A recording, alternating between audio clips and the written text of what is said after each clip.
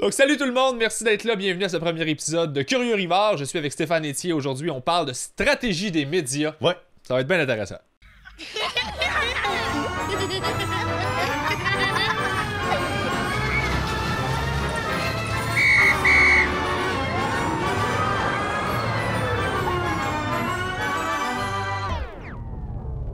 Serrons-nous la main, officiellement, c'est parti. Officiellement, c'est vrai pour vrai, là. Merci d'avoir accepté de faire ça. C'est pour ceux qui savent pas qu'est-ce qu'ils sont en train de regarder, c'est un pilote si on veut. C'est juste une idée que j'avais de...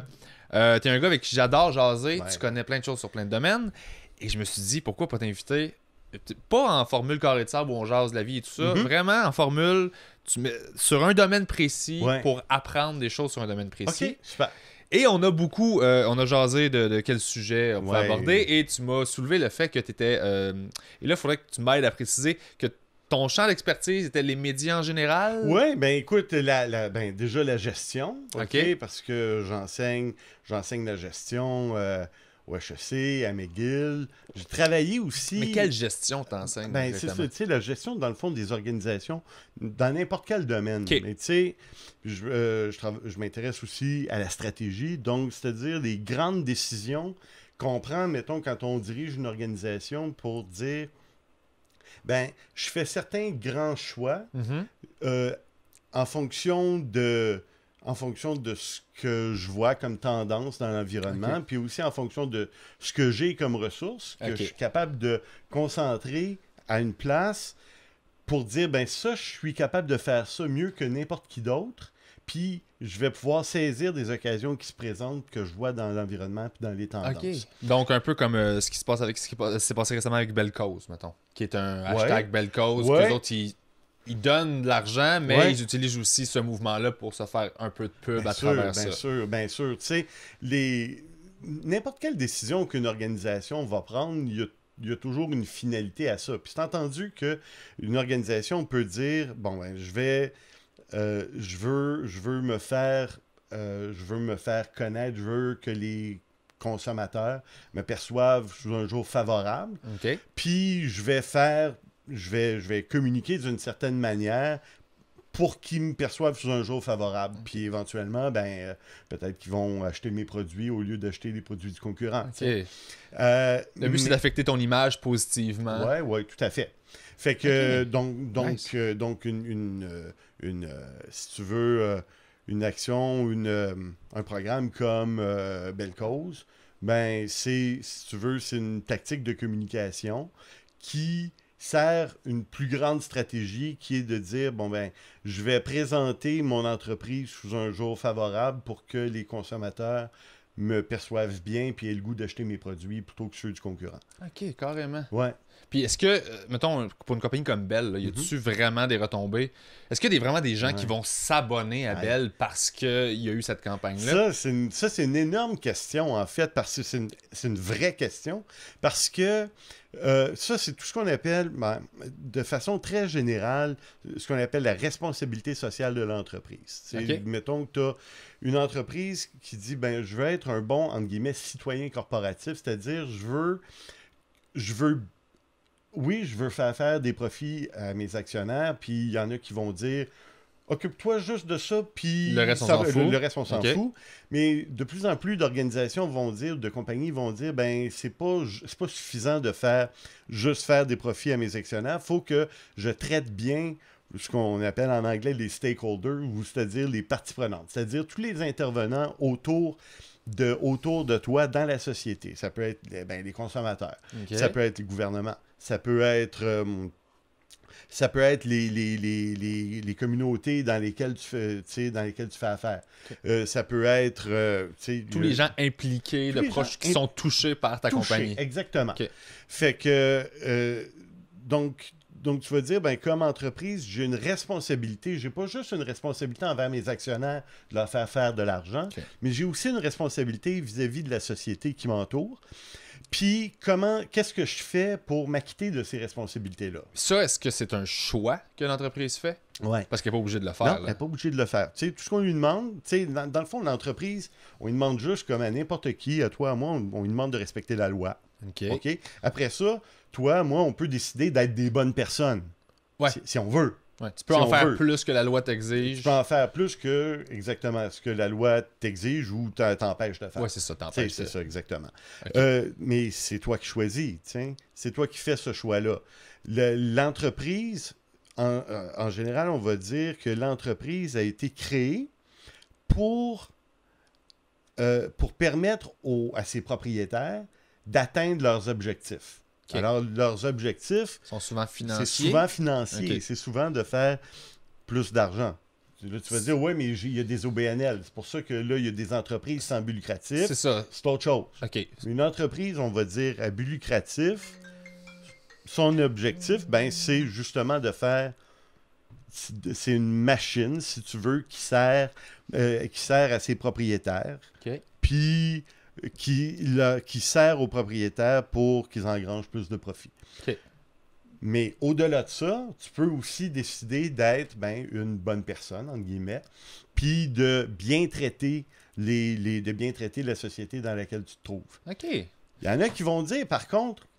Que c'est une opération de marketing, parce que c'est ça qu'on voyait cette semaine. Puis qu'au final, les entreprises vont pas faire ça juste pour être des bonnes personnes par bonté de cœur, mais qu'elles font ça parce qu'elles savent qu'en traitant bien la société dans laquelle elles se trouvent, au final, ça va profiter aux actionnaires qui vont faire plus d'argent. Parce que par la bande, éventuellement, si ta marque a une image positive, les gens ont plus tendance à vouloir contribuer ou acheter à toi plutôt qu'à un autre parce que tu dégages une image... c'est ça, exactement. Okay. Mais donc, ça, c'est un peu la réponse aux gens qui critiquent tout le temps ces compagnies-là, de faire comme, mettons, j'avais... c'est pas dans les médias, c'est autre chose, là, mais mettons, c'est une opération média, mais tu sais, les stations-service qui vont te dire on va donner 1 cent par litre au cancer, tout ça. Je veux dire, cet argent-là, ils l'ont déjà. Donc, pourquoi il faut que ça passe à travers moi? T'sais, si tu veux faire une vraie bonne action, je me dis, fais-la. C'est ça. Puis après mais évidemment, elles veulent que ça se sache. C'est ça. Donc puis ils veulent faire des profits aussi, parce que la scène qu'ils donnent par litre, je veux dire, ils en font plein de plus de profit de moi. Okay. Oui, c'est sûr. Okay. C'est sûr. Fait que ça, c'est une stratégie. C'est considéré comme une stratégie, un truc comme belle cause. Ça veut pas dire que c'est mal. Ça veut pas dire que c'est mal. Parce que une entreprise pourrait décider de pas être un bon citoyen corporatif, puis de juste se contenter de faire ce que la loi exige, point final, puis après ça, s'occuper de ses actionnaires, point final. C'est ça. Là où c'est plus compliqué, c'est parce que ce raisonnement-là qui dit, je vais bien traiter la société autour de moi parce que je sais que mes consommateurs, les clients vont me percevoir sous un jour plus favorable puis vont avoir plus le goût de faire affaire avec moi. Cette équation-là n'est pas toujours... C'est pas garanti. OK.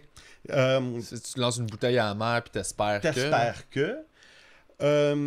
ce qui fait en sorte que dans beaucoup de cas, tu vas avoir des campagnes de ce genre-là qui vont durer un certain temps, mais la compagnie va dire attends une minute, là, je suis en train de dépenser de l'argent en publicité ou ainsi de suite pour faire connaître, ou en dons, tu sais, ou en philanthropie, en dons de charité. Dons de charité, est-ce que...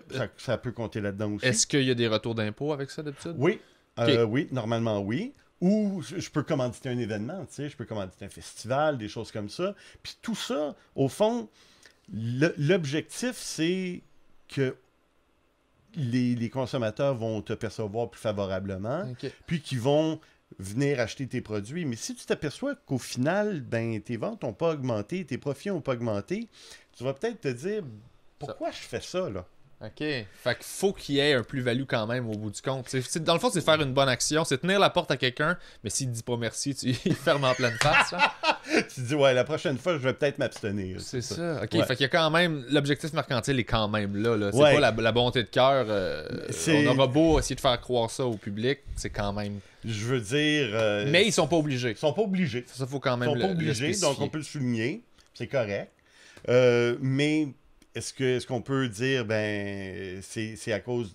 C'est parce qu'ils font ça de bonté de cœur? Pas nécessairement. Probablement pas. Ouais. Mais ça m'amène à une autre question que j'avais par rapport à tout ça. Est-ce que des fois, j'ai l'impression, est-ce que c'est les annonceurs qui contrôlent les médias ultimement? Parce que ça semble être après eux que tout le monde court. Ouais. Ça semble être eux qui financent tout. Ils semblent avoir beaucoup plus de pouvoir que les diffuseurs, les producteurs. Ouais. Ultimement, c'est l'argent de l'extérieur, c'est eux qui l'amènent. Donc, j'ai l'impression qu'ils sont en position de... Puis cet argent-là, des annonceurs, il vient de qui? Ah, ben, il vient de nous autres. Hein? Ben, c'est ça. Ben oui, c'est vrai. C'est ça, il vient de nous autres. Tu vois, c'est pour ça que je suis content de t'avoir invité, tu vois. Exact. Mais c'est ça. Tu sais, les médias, puis là, on va parler, mettons, des médias qui sont dans une logique commerciale. Tu sais, évidemment, pas les médias communautaires. Okay. Est-ce que Radio-Canada est là-dedans? Ben, en partie, oui, parce que même si Radio-Canada est financé en partie par l'État, Radio-Canada est également financé par la vente de publicité, par la vente de contenu, et ainsi de suite. Donc, Radio-Canada est quand même dans une logique commerciale. Pas la radio, mais la télé. OK. Il n'y a pas de pub à la radio? Il n'y a pas de pub à la radio. Je ne savais pas. Non, il n'y a pas de pub à la radio de Radio-Canada, mais il y a de la pub à la télé, puis les différentes chaînes. Première chaîne, RDI, Explorer, tout ça. Donc, il reste quand même que Radio-Canada est dans une logique commerciale. OK. Mais moins, mettons, que TVA. Moins que TVA ou V ou les autres chaînes privées, les chaînes de Bell Media ou des choses comme ça. Mais donc, presque toutes les chaînes de télé, si on regarde la télé, mais c'est pareil sur Internet, c'est pareil dans les magazines, c'est pareil les journaux, ainsi de suite. Tous ces médias-là qui sont dans une logique commerciale, ben essentiellement, tu as 3 joueurs. Tu sais, tu as 3 genres de joueurs. Tu as le média, tu as les annonceurs, puis tu as les consommateurs. Puis si tu veux, tout le modèle d'affaires des médias est basé sur un deal entre ces 3 entités-là. Le deal, c'est le suivant. Mettons, on va dire la chaîne de télévision. La chaîne de télévision ou le magazine, peu importe, promet aux annonceurs qu'il va y avoir un certain nombre de consommateurs qui vont regarder, qui vont être exposés à son message commercial. On va dire, par exemple, d'ailleurs, on le voit, au début de chaque saison de télé, tu vois ça, les médias vont faire une présentation aux agences médias qui représentent les annonceurs, puis qui achètent le temps publicitaire au profit des annonceurs. Attends, fait que là, je pense que je catch. Ouais. Les médias vont juste organiser une espèce de colloque. De présentation pour dire, avant la saison. Pour dire voici les émissions qui s'en viennent. Voici les émissions qui s'en viennent. Et donc, ils font cette présentation-là à ce qu'on appelle les agences médias, si tu veux, au département d'achat médias ou de planification médias des agences de publicité, qui vont dire, qui vont représenter un annonceur. Ils vont dire, donc, nous, on est, mettons... C'est ça. Ils promettent des codes d'écoute, ils promettent du rendement, dans le fond. C'est ça, exactement. Ils vont dire, nous, on arrive avec cette série-là, puis ça s'adresse à tel genre de public, puis on s'attend à ce que les codes d'écoute soient, mettons, 600 000 ou 1 million, peu importe. Puis après ça, après ces présentations-là, les annonceurs qui sont représentés par leur agence vont dire, OK, nous, on veut s'adresser à qui? C'est qui les consommateurs à qui on veut s'adresser? On veut s'adresser à des hommes, des femmes, on veut s'adresser à des gens dans tel groupe d'âge, avec tel genre de revenus, avec tel genre d'intérêt, qui vivent en ville, en banlieue, qui vivent en milieu rural, ainsi de suite. Tu sais. Donc, ils savent à qui ils veulent s'adresser. Puis ils vont dire, OK. Donc, quelle émission correspond à mon public cible? Correspond à mon public cible, exactement. Puis là, ils vont dire, ils nous en ont promis. Ils nous ont promis une certaine cote d'écoute. Donc, ils vont vendre le temps publicitaire pendant cette émission-là, un certain prix en fonction de la cote d'écoute, puis aussi en fonction, si tu veux, de la rareté. C'est-à-dire, si tu as... parce que oui, tu as la quantité, mais tu as la qualité. Parce que c'est bien de dire, OK, je vais présenter ma pub dans une émission que tout le monde regarde, genre Bye Bye. Okay? Tout le monde regarde le bye-bye, presque 3 millions et plus de codes d'écoute. Okay? Ça doit coûter. Une pub dans le bye-bye, ça doit coûter. Ça coûte cher, ça coûte très cher. OK. Mais évidemment, ça coûte très cher parce que tu parles à tout le monde. Mais toi, le produit que tu as à vendre, il ne s'adresse pas nécessairement à tout le monde. Tu dis, OK, est-ce que ça vaut la peine que je passe au bazooka, ou que je passe à la mitraillette pour essayer d'attraper tout le monde, ou je vais essayer d'être plus ciblé, de parler à moins de monde, ce qui va me coûter plus cher, mais aux bonnes personnes. OK. Puis peut-être encore mieux, aux personnes à qui je pourrais pas parler dans une autre émission. OK. Mais à ce moment-là, étant donné que j'ai l'impression que ce que tu me dis là, il y a un flou en télé dans le sens où tu t'éclabousses puis t'espères tomber sur les gens que tu cibles. À ce moment-là, pourquoi est-ce qu'Internet n'a pas plus de valeur au niveau des annonceurs? Parce que le consommateur est hyper ciblé, tu sais exactement à qui tu parles. Alors ça, c'est une excellente question. Parce que le deal, tu sais, je te disais que le deal reposait sur le fait que tu promets à l'annonceur que l'émission va être regardée par tant de téléspectateurs. Mm-hmm. Ça ne veut pas dire que les téléspectateurs vont être au rendez-vous. Qui vont être au rendez-vous pour regarder l'émission, et encore moins au rendez-vous pour regarder les pubs. OK. Parce que peut-être qu'ils vont enregistrer l'émission, la regarder plus tard, les regarder en rafale puis zapper les pubs. OK. Peut-être qu'ils vont aller aux toilettes pendant la pub. C'est loin d'être garanti. Il y a... Ça, comment ils font pour le calculer? C'est très difficile à faire. Il y a maintenant des moyens technologiques qui te permettent d'être un petit peu plus précis, puis d'avoir des chiffres un petit peu plus précis que quand, avant, tu demandais aux consommateurs, un échantillon de consommateurs, de remplir un cahier.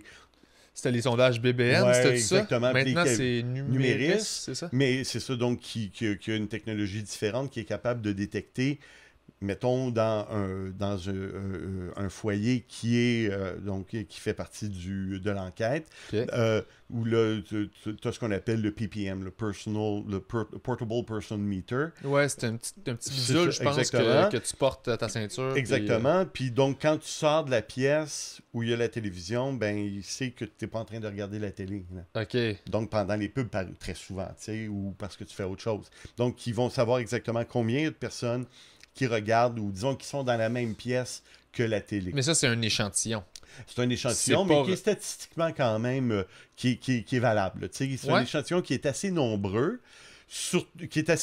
pour être valable statistiquement, pour que ce soit fiable. Okay. Mais c'est plus fiable maintenant, parce qu'avant, quand tu remplissais le cahier, bien souvent, tu remplis le cahier, chérie, on a-tu regardé? Oui, on la regarde tout le temps, on a dû la regarder, mais peut-être qu'on l'a manqué cette semaine. Peut-être qu'on a eu un téléphone, peut-être que, tu sais... Il y a trop de... C'est-tu un impondérable? Il y a trop de... exactement. Il y a trop d'incertitudes là-dedans, puis donc c'était beaucoup moins fiable. Okay. Maintenant, la technologie rend ça plus fiable. Donc le chiffre, la cote d'écoute qui sort, tu sais, chaque jour, ainsi de suite, OK, tant de gens qui ont regardé Unité 9, peu importe... c'est basé sur un échantillon qui est plus fiable qu'il l'était avant quand on remplissait quand on devait remplir des cahiers. Là. OK. Donc, Internet, à ce moment-là, Internet... ta donnée est hyper précise, je me trompe-tu? Exactement. Internet te permet de mesurer beaucoup plus précisément le niveau d'interaction entre la personne et le message publicitaire. C'est-à-dire que la pub, tu sais combien de fois elle est apparue devant les yeux de la personne qui est en train de regarder le site web ou Facebook, peu importe. Puis aussi, tu es capable de mesurer si la personne a cliqué dessus. OK, l'engagement. C'est-tu de l'engagement, ça? Ouais. Okay. Donc, tu peux, et puis après ça, tu es capable de mesurer, une fois que la personne a cliqué dessus, est-ce qu'elle a consulté le site web longtemps? Est-elle allée sur combien de pages? Pendant combien de temps?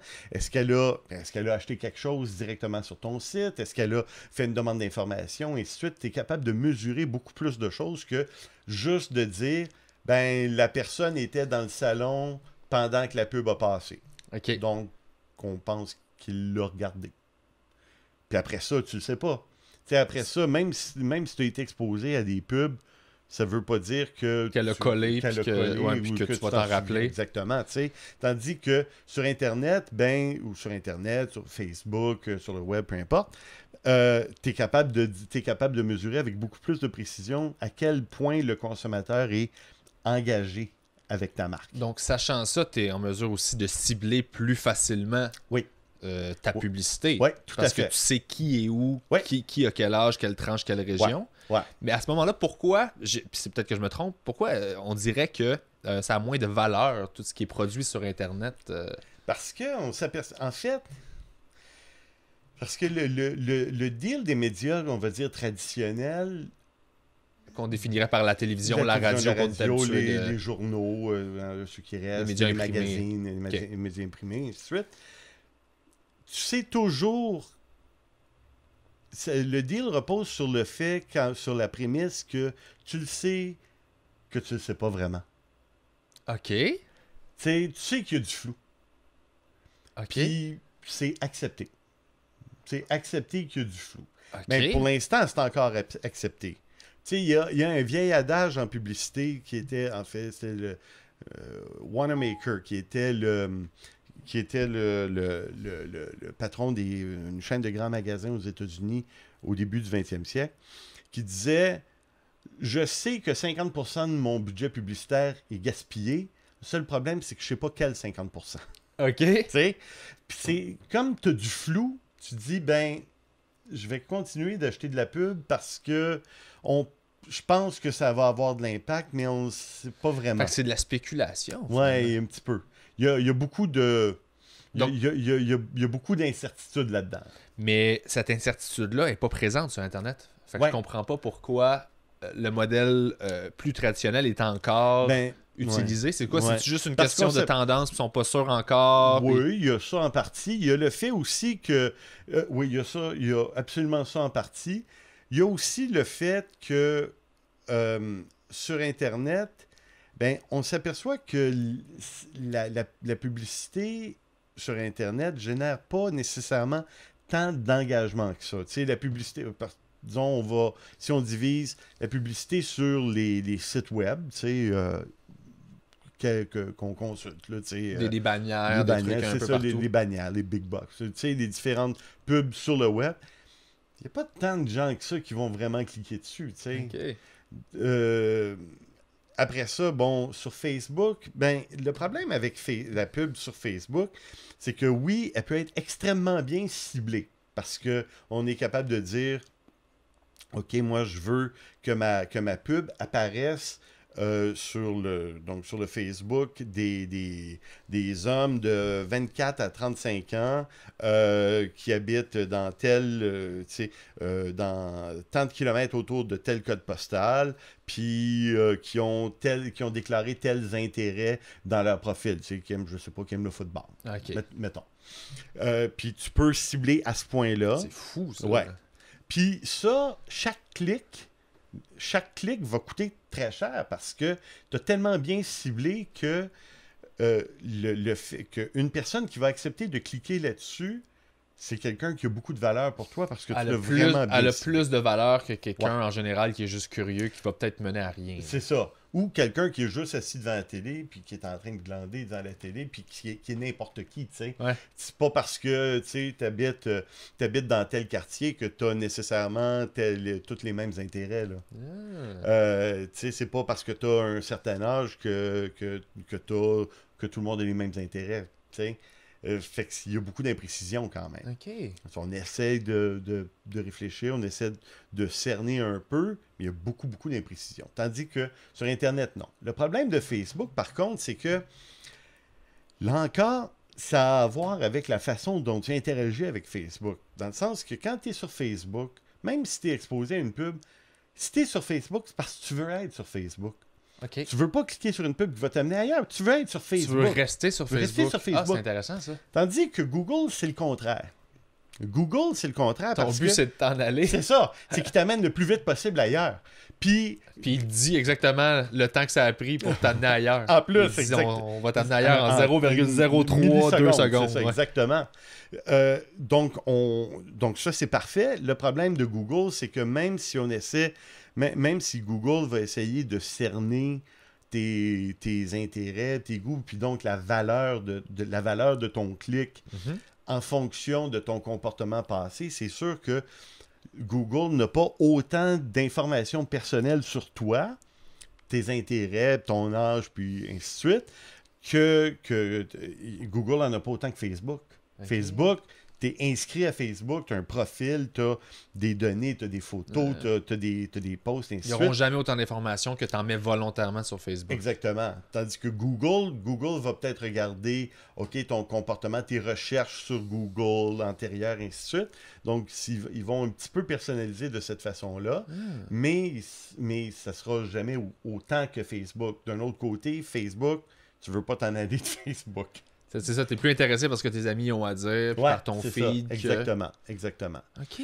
Donc là tu as le deal entre le média qui fait une promesse à l'annonceur, puis l'annonceur qui dit, bon, ben, je vais payer tant pour avoir le privilège de communiquer mon message à des consommateurs potentiels. Maintenant, après ça, le deal il continue entre le média puis les consommateurs.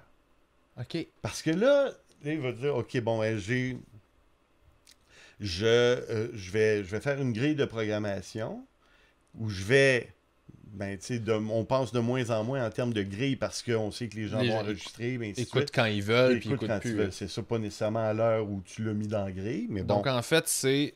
Moi, j'ai vendu ça à un annonceur. Ouais. Ça, il faut que je l'ai. Il faut que j'aille chercher les consommateurs. Il faut que j'aille chercher le chiffre que j'ai vendu. Oui, là. Exactement. Okay. Exactement. Donc là, comment je fais? Donc, il faut que... En fait, c'est à l'inverse. En fait, c'est un deal qui se fait en même temps où le média va essayer de penser à des émissions qui vont attirer un certain public, qui vont être susceptibles d'être là, d'être au rendez-vous quand les pubs vont passer. OK. Est-ce que là, ça se peut que je fasse des liens qui n'ont pas rapport, là. C'est toi l'expert. Est-ce que je me trompe de penser que la télévision en général, sauf certaines chaînes spécialisées qui essayent de le faire, s'adresse pas mal tout le temps au même public? Au Québec, là, j'ai l'impression qu'on fait de la télévision pour une femme de 45 à 65 ans en général. Il va y avoir des exceptions, là, mais que tout tourne autour de ça parce que ça semble être ces gens-là qui sont visés, puis la roue tourne autour de... Pas seulement des femmes, mais c'est sûr que dans ce groupe d'âge-là, ben c'est les gens qui ont le qui ont le câble puis qui ont le plus de revenus aussi. Dans le fond, il faut penser en termes de revenus, c'est ça. Ils ont plus d'argent à dépenser, puis à plus forte raison, plus tu avances dans la vie, ben mettons, ton hypothèque va être payée, tu n'as plus besoin de payer parce que pour tes enfants, parce que tes enfants sont rendus grands, sont rendus sur le marché du travail, sont en appartement, et ainsi de suite. Tu as de l'argent à dépenser. On pense que tu vas avoir plus d'argent à dépenser à ce moment-là. Donc, c'est sûr que c'est les consommateurs qui peuvent être les plus intéressants pour un annonceur. Mais il n'y a pas juste ceux-là. Non, évidemment, mais... Il n'y a pas juste ceux-là. Puis, je te dirais qu'il faut... On est de plus en plus précis où on va dire, OK, même une personne qui a un revenu donné va pas nécessairement avoir des comportements de consommation uniformes. OK. Tu vas, par exemple... on peut penser à un exemple, disons une personne qui a mettons qu'il y a un revenu annuel, on va dire, mettons, 30-40 000 $ par année. OK. Mettons. Tu vas dire, bon, ben, OK, normalement, c'est pas quelqu'un qui va acheter des produits de luxe, évidemment, parce que ça demande, qu'il n'y aura pas nécessairement une voiture, qu'il n'y aura pas une voiture à 70 000 $. Bon, on peut penser ça. Par contre, c'est une personne qui peut, disons, avoir une passion puis qui va tout dépenser là-dessus. Exemple, mettons, trip sur la musique. OK. Puis, il va peut-être dépenser 3 000 $ pour une Strat. OK. Mettons. Il est prêt à mettre ça sur une... Parce que c'est sa passion. Il va se priver sur tout le reste, mais ça, il va acheter des biens, il va acheter un produit de super luxe. OK.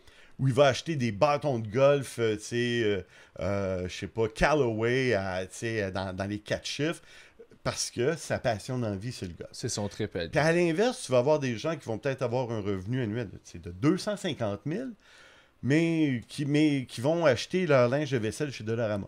OK. T'sais? Fait que les comportements de consommation sont pas totalement uniformes. Puis les annonceurs, qui eux ont des produits à vendre, doivent tenir compte de ça. Donc c'est sûr qu'ils vont... Le plus facile, c'est de dire, ben, je vais aller parler aux consommateurs, disons, dans le gros créneau le plus vaste, puis qui est le plus susceptible d'avoir le goût ou la capacité, les deux, d'acheter mes produits. Le seul problème, c'est que tout le monde parle à ces consommateurs-là en même temps.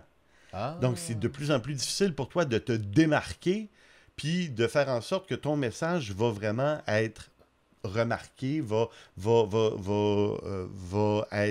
va être perçu, rentable, compris si on veut, là. et rentable, exactement. Ultimement, ouais. Ouais, exactement. Donc est-ce que les annonceurs annoncent sur toutes les chaînes en même temps? Ben, Où il y a des annonceurs, deals ouais, les annonceurs sont de plus en plus intelligents. OK. Puis de plus en plus intelligents, puis ils vont être capables de cibler beaucoup mieux. Puis évidemment, avec toutes les chaînes spécialisées, c'est encore plus vrai. Ils vont être capables de cibler très très bien leur message en fonction du profil de consommateur qu'ils cherchent à rejoindre.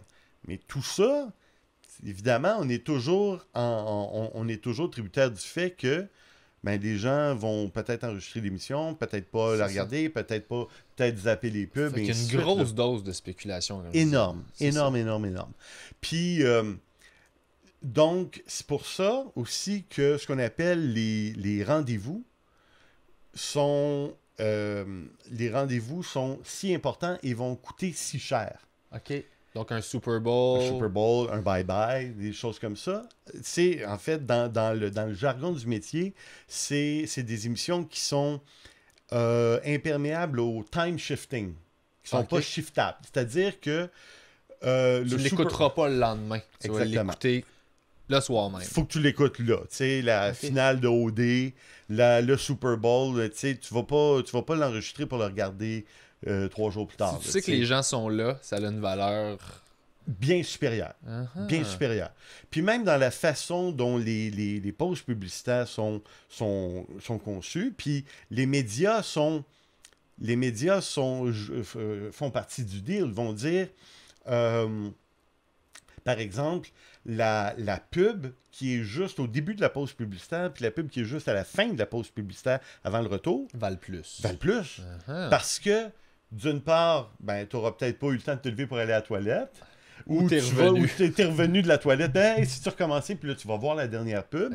Les fameux décomptes de 30 secondes, c'est la même chose. C'est, mettons, de retour, mettons, je sais pas, les enfants de la télé, de retour dans 30 secondes. C'est aussi ce genre de mécanisme-là. C'est des mécanismes que les médias ont imaginés pour essayer de garantir plus efficacement aux annonceurs que la personne va vraiment voir le message qu'ils ont à communiquer. Donc tu utilises l'émission que tu as créée pour dire hey, tu vas manquer ce que tu aimes, donc reste là. Puis pendant que tu es dans ton incertitude puis ton stress de ne pas rater ton début d'émission, tu as ta pub qui passe. Puis... Et c'est ça qui explique aussi maintenant qu'on va de plus en plus dans...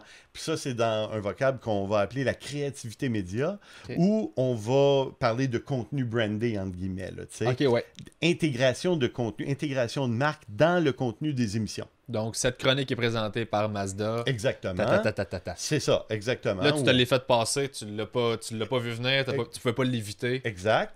Et même, ça peut aller plus loin que ça. Tu peux dire, non seulement présenté par Mazda, mais peut-être que tu vas avoir une série de capsules dans l'émission où tu vas avoir, je sais pas, les chroniqueurs qui vont faire un tour en Mazda, tu sais. Ouais. Là, ça devient du placement à ce moment-là. Là, ça devient de l'intégration de marque. Et ça, évidemment... évidemment, ça a une beaucoup plus grande valeur parce qu'en plus, tu associes les personnalités que les gens aiment à des marques. À des marques et ça se fait à l'intérieur de l'émission. Donc, c'est pas purement du contenu publicitaire qui passe pendant les pauses. Ça fait partie du contenu de l'émission. Mais sauf que ça, c'est fou parce qu'on dirait que c'est ça, là, quand je dis que les annonceurs finissent par contrôler, c'est qu'ultimement, s'ils décident qu'ils donnent pas d'argent, moi j'ai été auteur longtemps, donc j'ai écrit des trucs, puis des fois, ça prend ça prend... Tu sais, on attendait pour savoir quelle marque de char... Quel annonceur on avait pour faire notre joke de char. J'étais comme, OK, mais là, c'est-tu Jeep ou c'est genre Mazda? On savait pas, puis tant qu'on le savait pas, on pouvait pas écrire notre gag. Exact. Là, tu fais, man, c'est lourd, là. Mais c'est fascinant, ça. Puis pourquoi c'est ça? Tout ça revient au deal initial. Je te promets de la rentabilité. Je te promets des yeux, je te promets des gens qui ont le profil que tu veux, qui vont regarder ton message. Parce qui ont le profil que tu veux, parce que c'est des gens qui sont susceptibles d'acheter ou d'acheter ton produit, d'être intéressés par ton produit ou ta cause, tu sais, je veux dire, ça peut être n'importe... J'ai 2 questions par rapport à ça. Est-ce que les médias font exprès de faire vont avoir tendance à vouloir faire des émissions, à vendre des trucs live, dans le but que ça coûte plus cher annoncer là-dessus? Parce que certaines émissions que tu fais comme ça va être du live. Puis là, tu fais pourquoi c'est live? Ça pourrait très bien être pre-tape, puis personne... Je pense pas que ce soit pour des raisons commerciales. C'est créer l'événement dont tu me parlais, l'espèce de « Oh, je vais l'écouter pendant que c'est en direct. » Comme ça, il y a un lien de... Ça n'a pas tendance à vouloir drainer peut-être plus les gens vers leur téléviseur? Ça, oui, en effet, où là, les gens vont avoir l'impression que... ils le vivent en temps réel. Ils le vivent en temps réel, puis d'ailleurs, ils le vivent en temps réel. C'est exactement ce qu'ils font. C'est un fait. Puis ça accroît aussi la perception que faut pas que je le manque ou si je suis pas là pendant que ça se passe, ben c'est pas pareil si je le regarde demain. Là. OK. Donc oui, ça peut renforcer ça. Puis, sauf que c'est souvent plus des décisions créatives que commerciales en ce moment-là. Davantage, OK. Puis quand un annonceur, pas un annonceur, pardon, un média, remplit pas son mandat de vendre, mettons, je te vends 1,2 million. Et là, finalement, l'émission, c'est un flop, ça fait 700 000. Ils remboursent-tu les annonceurs? Est-ce qu'ils sont payés à l'avance ou sont payés pendant? Il y a ce qu'on appelle, encore dans le jargon en anglais, des clauses de make good. C'est-à-dire où tu vas, en effet, si bon, tu sais, tu as toujours une marge de manœuvre, évidemment, évidemment, le média va essayer de se garder une marge de manœuvre, il va dire, OK, je t'ai dit 1,2 million, mais disons, tant que c'est pas en bas de 900 000, je considère que j'ai tenu ma promesse. Puis là, c'est une question de négociation, là, tu sais. Mais en effet, tu sais, si dans les contrats, tu vas voir ça très souvent, une clause qui va obliger le média à rembourser en partie l'annonceur qui a acheté du temps publicitaire pendant cette émission-là, si les codes d'écoute ne sont pas atteints. C'est fascinant, ça.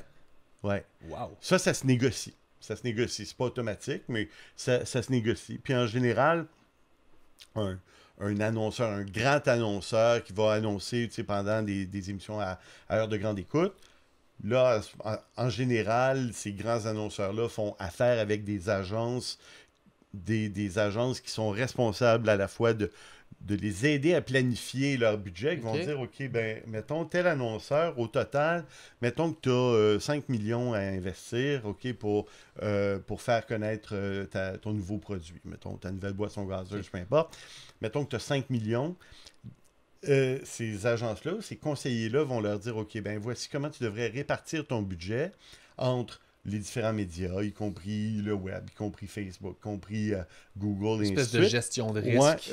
Ouais, exactement, pour, disons, optimiser ou, disons, te donner la meilleure probabilité de générer des ventes. OK.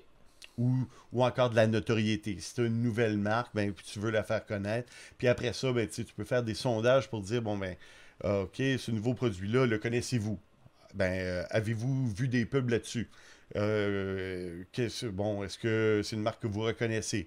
Qu'est-ce que ça vous dit, cette marque-là? Ainsi de suite. Aïe.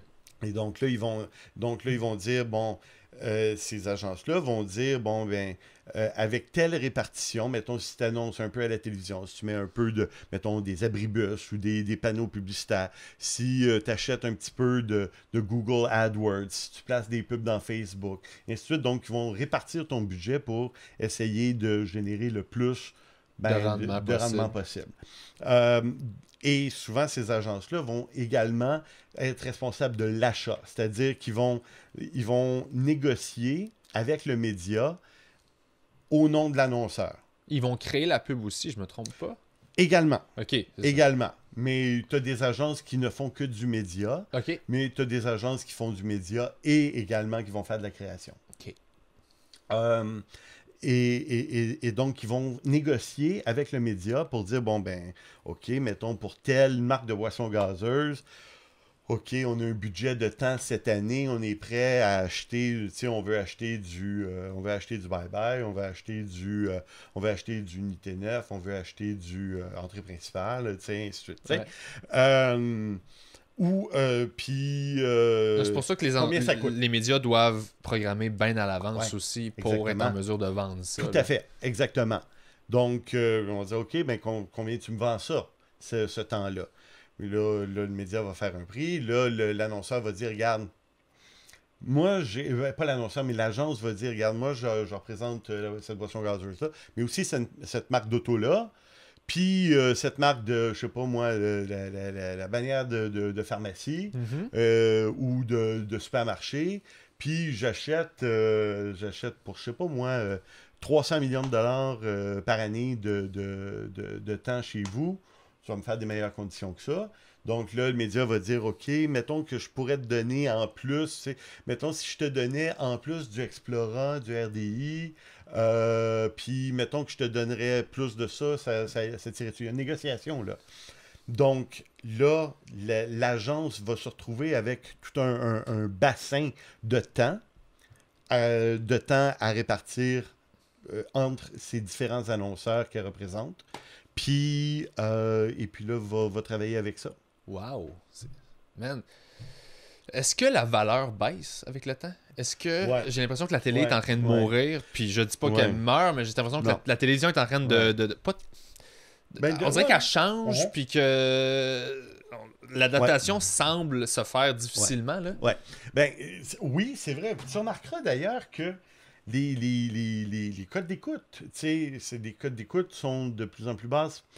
Je les regarde pas les chiffres, parce que c'est ça, je sais pas ça. Sont plus basses qu'avant, tu sais, c'est-à-dire que un énorme succès en heure de grande écoute, mettons, un Unité 9, mettons, ou un District 31 qui a Access Prime Time, tu sais, mais mettons Unité 9, on parle de quoi, 1,2 million, 1,3 million, puis on dit, OK, c'est un très gros succès, là. OK. Mais souviens-toi, avant Internet, mais tu sais, les filles de Caleb, La Petite Vie, qui pouvaient faire... C'était du 2 millions. 3 et des fois 4 millions. Ah ouais, OK. Ouais, des fois 4 millions, là. Certains épisodes des filles de Caleb, ça frisait le 4 millions. Quand il y avait beaucoup moins de... Puis il y avait moins de monde au Québec, il y avait moins de monde dans l'auditoire potentiel, là. C'est intense, là. Donc tu as un phénomène d'abord de fragmentation des médias. Tu as plus de chaînes qu'avant. OK. Déjà, tu as plus de choix télévisuels qu'avant. Tu as la capacité de time shifter, donc de regarder ton émission à un autre moment, ce qui fait encore baisser la valeur. Okay. Ce qui fait encore baisser la valeur du temps publicitaire, parce qu'on sait que le consommateur ou que le téléspectateur va le zapper. Puis, tu as d'autres médias. Tu divises ton temps, puis même des fois en même temps. Tu regardes la télé, mais tu es en même temps sur ton ordi, sur ton téléphone, sur ta tablette, tu es en train de faire autre chose. Ton attention n'est pas complètement... tu n'es plus hypnotisé par la télé, puis tu regardes tout ce qu'elle te présente. Là, on est tellement habitué de se faire bombarder de l'information que l'information ne rentre plus aussi efficacement qu'avant. Exactement. Donc tout ça fait en sorte que, oui, si tu veux, la valeur du temps publicitaire à la télé va baisser. Mais ça se traduit comment, ultimement, ça? Ultimement, si les revenus publicitaires des chaînes de télévision baissent... Les budgets de production vont baisser aussi. Ben voilà. Donc, OK, fait que finalement, c'est ça. C'est juste... Et tout le monde a moins d'argent. Exactement. Exactement. Tout le monde a moins d'argent. Donc, il faut faire, tu sais, comme on dit, il faut faire plus avec moins. OK, tu as moins d'argent, mais ça veut dire peut-être des saisons plus courtes. Tu sais, tu n'as plus des saisons de 39 semaines. Là, même 26 semaines, c'est rare. Tu vas avoir tu sais, on va enlever, la saison va commencer un petit peu plus tard, finir un petit peu plus tôt. Tu vas avoir plus de rediffusion. Il y a moins de prise de risque aussi, j'imagine. Parce que tu peux pas te permettre de te planter. Ça coûte plus cher se planter maintenant exactement. à télé que... D'un autre côté, les coûts de production peuvent avoir baissé aussi. Tu sais, il y a des canaux spécialisés, là, moi, qu'on avait... T'as 1500$ pour faire une demi-heure de télé. Là. Exactement. Mais 1500$, c'est le réalisateur, le monteur. Faut qu'avec 1500$, t'aies livré une émission complète. Mais là, d'abord, tu vas avoir probablement un réalisateur, caméraman, monteur. Oui, qui va tout faire. D'abord. Plus un animateur, plus un auteur, plus budget de s'il faut que tu te déplaces en auto, que tu rentres dans un hôtel pour faire une émission quelque part. C'est ça. Ça a l'air beaucoup 1500$, mais pour une demi-heure de TV, c'est des peanuts. C'est des petites peanuts. Ouais. Puis, mais la qualité à l'écran, d'abord... Sans faire sentir aussi. Là. Ça va s'en ressentir. D'un autre côté, tu n'as plus besoin de matériel aussi coûteux qu'avant pour produire un contenu qui va être visuellement agréable, tu sais, n'est-ce pas? Je veux dire, t'as pas une Betacam à 100 000$. Là. Non, absolument pas. Ouais. Pas du tout, là. Vraiment, donc, vraiment, les voleurs, là, vraiment venez pas. C'est vraiment pas ça. C'est vraiment on pas pourra ça. la montrer. Mais, tu sais, à la limite, à la grosse limite, on pourrait même le faire avec un téléphone, là. Ben absolument. Il y a les téléphones, à cette heure, filment de mieux en 4K, mieux. Tu sais, il n'y a pas de problème, là. Ouais. Donc, si tu veux, les coûts de production, oui, c'est vrai qu'ils sont poussés à la baisse parce qu'on demande de plus en plus de polyvalence, mais en même temps, la qualité du produit, la qualité visuelle ne sera pas nécessairement si affectée que ça.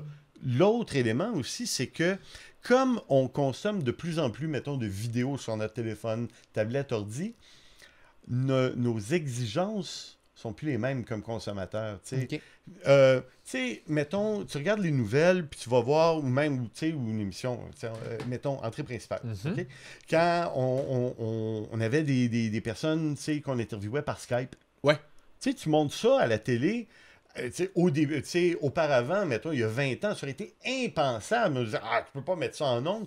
Maintenant, on trouve ça tout à fait acceptable. On dit, c'est le fun, la personne est chez elle, puis on la voit, puis c'est correct. Là, on a changé la perception par rapport à ça. Exactement. Maintenant, on trouve ça tout à fait correct. Alors qu'ultimement, tu montres une image de webcam à la télé. Oui, là. exactement. Ce qui aurait été impensable il y a 20 ans, on aurait dit c'est pas broadcast, là, c'est pas de qualité, c'est pas de qualité visuelle suffisante. Mais maintenant, comme on est habitué à regarder, déjà être sur Skype ou à regarder des vidéos sur YouTube et ainsi de suite, puis des fois des vidéos fait maison, tournées sur un téléphone un peu tout croche, on considère que ça fait la job. Est-ce qu'il y a un shift entre le contenant commence à être moins important que le contenu? Ouais. Ouais, parce qu'on est tellement habitué de se faire bombarder que tu finis par faire écoute, c'est pas c'est pas grave comment c'est filmé, ce qui est important c'est qu'est-ce qui se passe. Ouais, exactement. Puis l'authenticité. OK. Le fait que tu vas le fait que tu vas avoir un contenu qui, parce qu'on est de plus en plus sceptique, on est de plus en plus critique par rapport à tout ce qui est pré-packagé, tout ce qui est commercial, tout ce qui vient de... Il y a un lien de confiance qui est brisé avec les annonceurs. Exact. Ça se peut-tu, ça? Oui. Alors que là, si on dit, OK, on a un contenu qui est peut-être un petit peu plus boboche, OK, qui est pas, qui est un contenant qui est un petit peu ordinaire, mais qui est authentique, on va dire, OK, c'est parfait, c'est ça qui m'intéresse plus que d'avoir quelque chose de très léché. OK. Ouais. Wow, c'est fascinant, ça. Intéressant, hein? Hey, man, pour vrai, j'ai envie de te poser une dernière question avant qu'on termine. Est-ce qu'on est en retard au Québec? Ouais. Côté média, côté toute cette évolution-là, tu regardes, il y a des courants un peu partout, puis tu te demandes si on est-tu en avance ou on est-tu en retard? Non, je pense pas qu'on soit en retard. Puis, tu sais, les questions qu'on se pose sur le financement des médias, parce que là, on a parlé beaucoup de télé, on pourrait parler des journaux aussi. Oui, absolument, ou de la radio. Oui, oui. Ben oui. Tu sais, mettons Radio X à Québec, il y a des annonceurs qui sont là. S'il n'y avait pas d'annonceurs qui étaient prêts à donner de l'argent, il n'y aurait pas de station. Donc, quelque part, les gens les gens finissent par nourrir cette radio-là à travers les annonceurs. C'est absolument la même dynamique. Je te dirais que la radio, c'est un petit peu différent parce que la radio, on la considère souvent plus comme un média de proximité. OK. Donc... Est-ce que c'est encore vrai, ça? Oh oui, c'est encore vrai. Parce que, tu sais, on sent beaucoup l'espèce de flash de léché dont tu parles. On le sent à la radio, là, les rires forcés puis tout ça. Oui. Mais en même temps, tu sais, cette volonté d'authenticité puis de, entre guillemets, dire les vraies affaires. Tu sais, on le voit de plus en plus. D'autant plus que la radio... parler est de plus en plus importante parce que pour la musique, je veux dire, tu sais, on a Spotify, on a YouTube. On n'a plus besoin d'avoir des stations musicales. Exactement. Tu sais, tu fais ta propre programmation avec tu sais, tu choisis ta propre programmation, tu fais tes playlists, et ainsi de suite, tu sais. Donc, on a moins besoin de la radio musicale pour te faire découvrir des choses, tu sais, de la même façon qu'il y a de moins en moins de musique à Musique Plus. Tu sais. Absolument. Bon, parce que les gens vont trouver leur musique ailleurs, vont la découvrir ailleurs, ainsi de suite. Mais la radio parlée à ce moment-là, puis là, ce désir d'authenticité-là, cette volonté justement de se faire dire les vraies affaires, puis tel animateur, telle animatrice dit les vraies affaires, on n'a pas l'impression de se faire bullshiter, et ainsi de suite. Mm-hmm. Ça devient de plus en plus important à cause de ça. Okay. Mais ça reste quand même donc un média de proximité où, tu sais, essentiellement, la radio, ce qui est payant d'un point de vue publicitaire, ben, c'est les heures où les gens sont en voiture. Oui. Donc il y a ça, le drive, puis le breakfast, puis c'est ça, le morning, puis le drive. Puis, et évidemment... on va s'adresser aussi beaucoup à un public qui est en auto. Donc, c'est un segment de clientèle, c'est un segment de consommateurs qui est pas nécessairement, tu sais, qui est pas dans le métro, là, qui est pas nécessairement dans le transport en commun, qui s'en va pas en vélo au travail, mais c'est des gens qui vont être en auto. C'est plus ciblé, en fait. Tu sais déjà qu'ils sont en auto, donc il y a certains paramètres qui sont respectés. En termes de distance, tu sais, quelqu'un qui va passer 1h30 dans son auto le matin et le soir, ben, va être plus attrayant pour un annonceur que quelqu'un qui va passer juste 10 minutes dans son auto le matin puis le soir. Est-ce que c'est pour ça qu'ils calculent à l'heure? Oui, au quart d'heure même. Au quart d'heure? Oui, au quart d'heure. OK, ils savent à chaque quart d'heure combien il y a d'auditeurs. Ouais. Et ça, est-ce que c'est une donnée réelle ou ça tombe encore une fois dans les ppm que tu y vas à peu près puis tu essaies exactement. Il y a beaucoup de flou là-dedans. Ça, c'est sûr. Pour la mesure. OK. Donc, ça, c'est la radio. Les journaux, mais donc la radio, toujours financée par la pub. Souvent, donc, des annonceurs de proximité. Il y a souvent moins d'annonceurs nationaux, plus d'annonceurs locaux, d'annonceurs de proximité en radio. Les journaux, là, c'est quelque chose de bien différent parce que la plupart des médias, donc la plupart des journaux, donc, sont vendus sur abonnement ou vendus en kiosque. Donc, il y a ça et il y a la pub.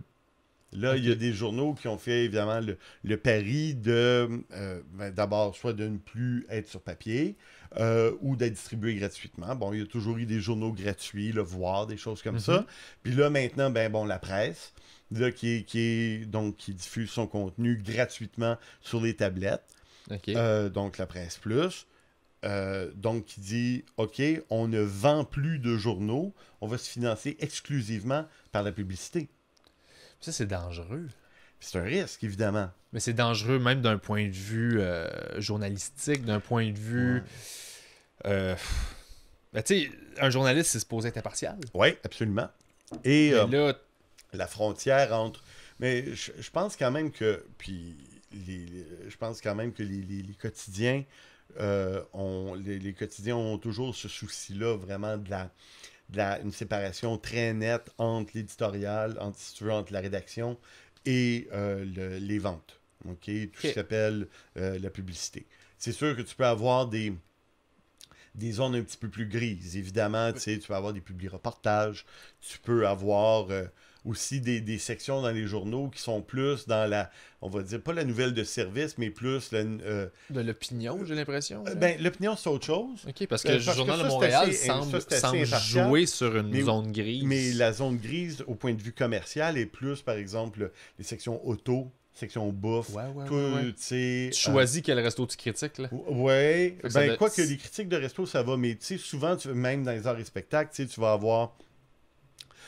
mettons, si tu as un reportage sur un tournage de film, mais tu vas le voir souvent, par exemple, tu sais, les frais de voyage ont été défrayés par le studio qui produit le film, et ainsi de suite, puis tu vas le voir.